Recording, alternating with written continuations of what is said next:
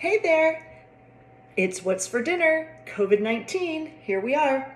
So I have taken asparagus, I had a bunch of it and I didn't want it to go bad, and I roasted it in the oven for about 10 to 15 minutes at 350, and I put salt and pepper and olive oil on it, and now I'm just going to, I also cut the stems off, right? You always cut the stems off.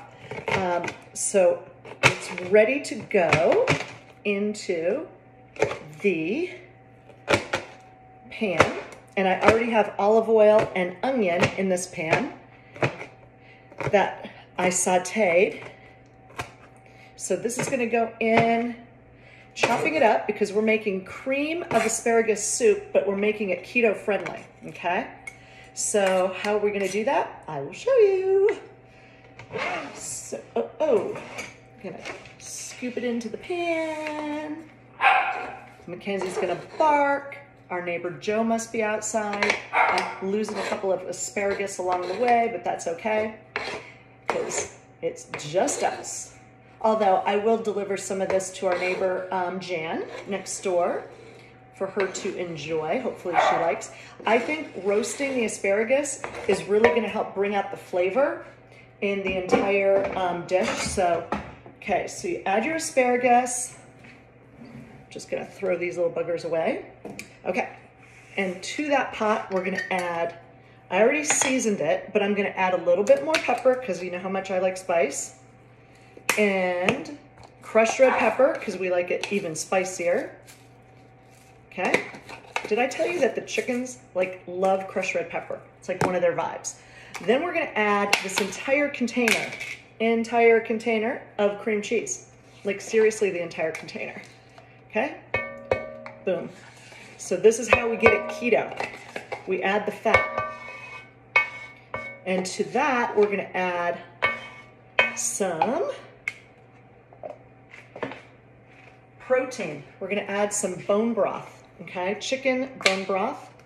So that's gonna give us our protein as well. So we got protein and fat going in there. Gonna cut this.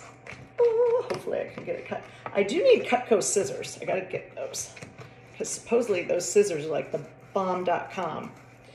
And, okay. Well, I can open it. Ooh, it squirted all over the place. So add the bone broth. So basically, I'm gonna add all this. I'm gonna cook it down.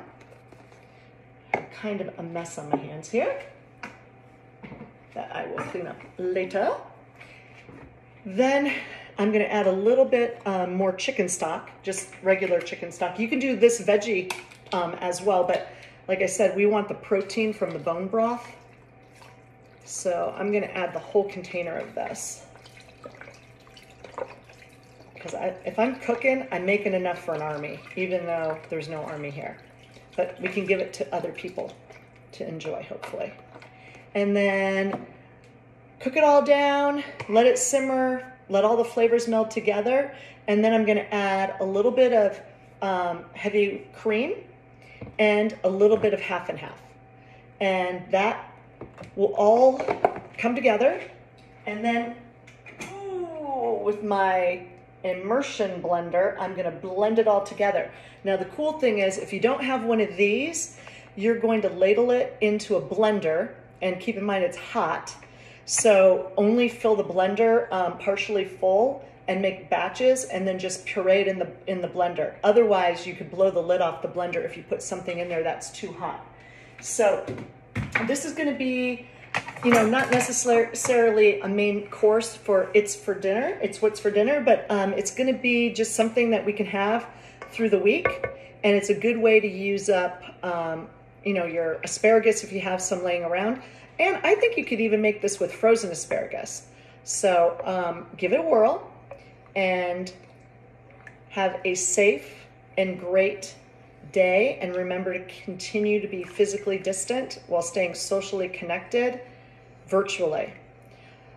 Tune in as well on Tuesday at 2 o'clock when we have Dr. Ken Druck on our Zoom call that everybody is invited to join, and he is going to talk about how to meet, you know, these unprecedented times that we're going through and become the better version of ourselves on the other side. So hopefully you will find some good nuggets of information. I hope everybody can join us, and be safe.